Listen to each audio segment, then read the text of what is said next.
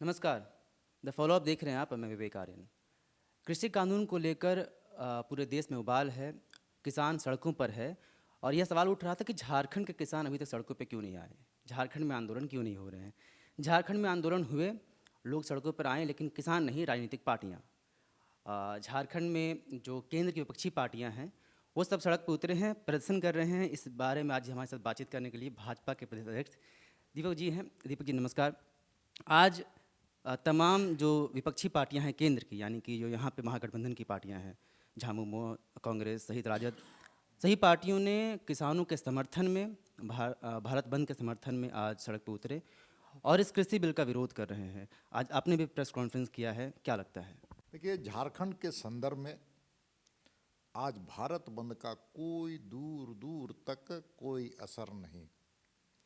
आम जनता सड़कों पर हर दिन की तरह सैर करते रहे, अपना काम करते रहे, व्यापार भी चलते रही और किसान मोदी जी के साथ है, इसलिए झारखंड बंद असफल रहा।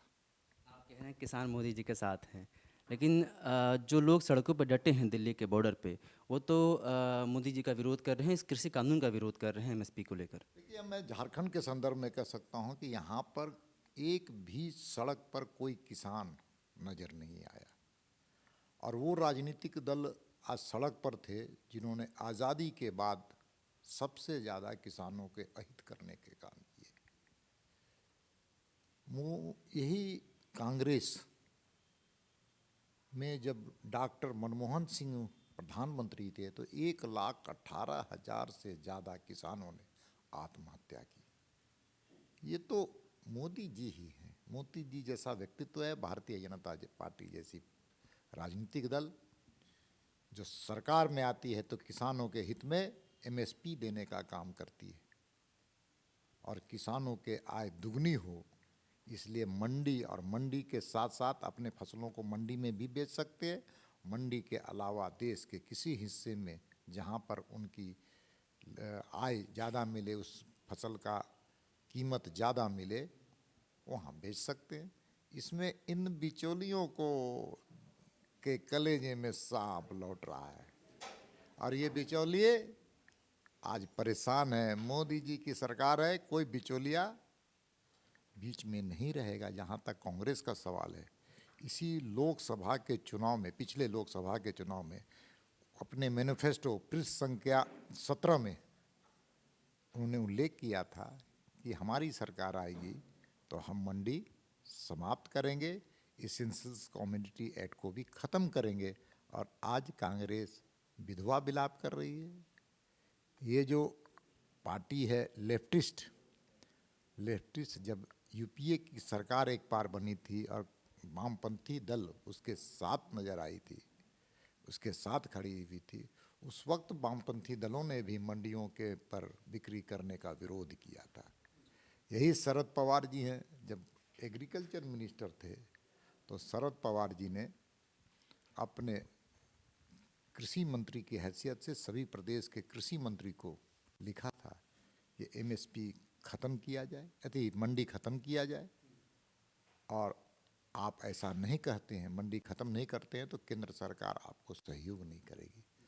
आज किसानों के नाम पर ये राजनीति कर रहे हैं, देश की जनता जानती है, इसलिए इनके नकाब को झारखंड की जनता ने, किसानों ने उतारने का काम किया।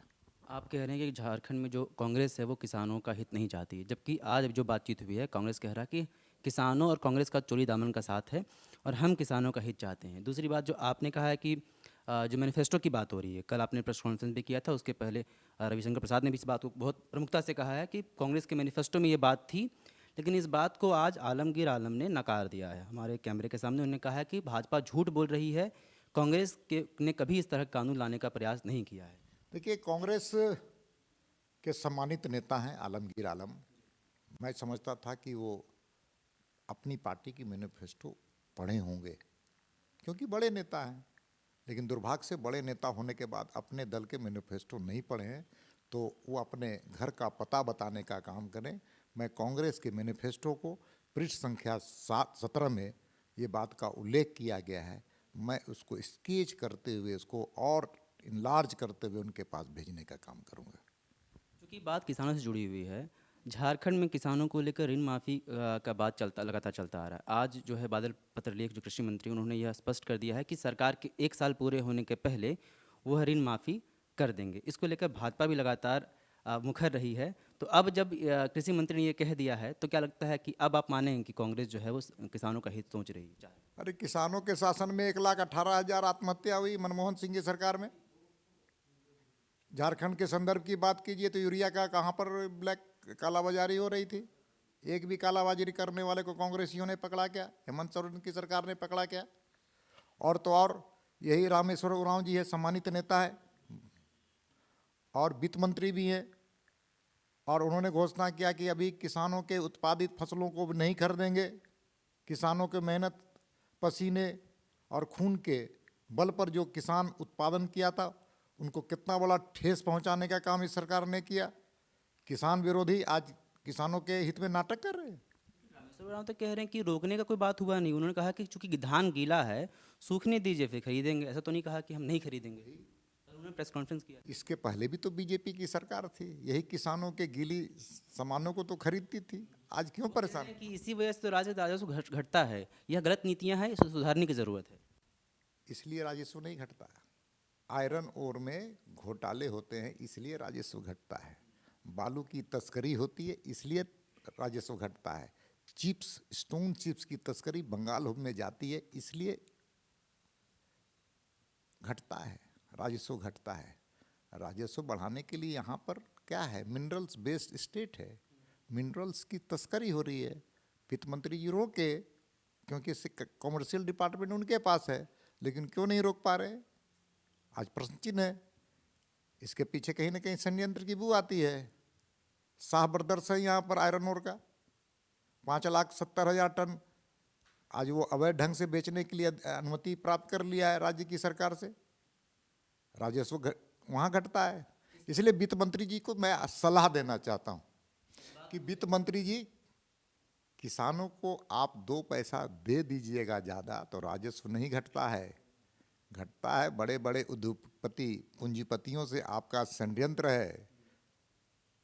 खनिज संपदाओं के माफियाओं से आपका संबंध है सरकार का, इसलिए राजस्व घट रहा है।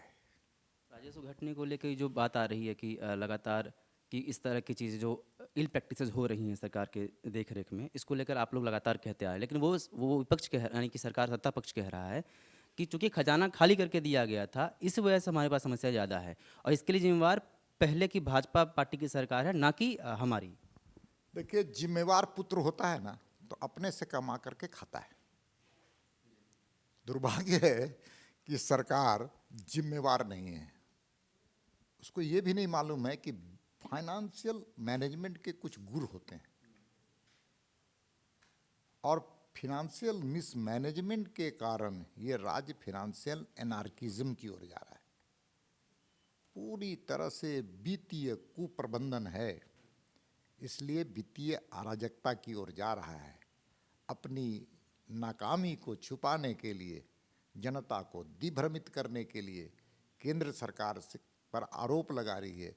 केंद्र सरकार ने कोरोना पर इनको पैसे दिए थे, पीपी किट का घोटाला हुआ कि नहीं हुआ? अभी तो देखते जाइए, परत दर परत भ्रष्टाचार की नींव पर बनी हुई है सरकार, परिवारवाद पर बनी है सरकार। और सच ये है कि ये सरकार, मैं आपको सीधे और स्पष्ट रूप से कहना चाहता हूं कि बिचौलियों के सहारे चलने वाली सरकार है।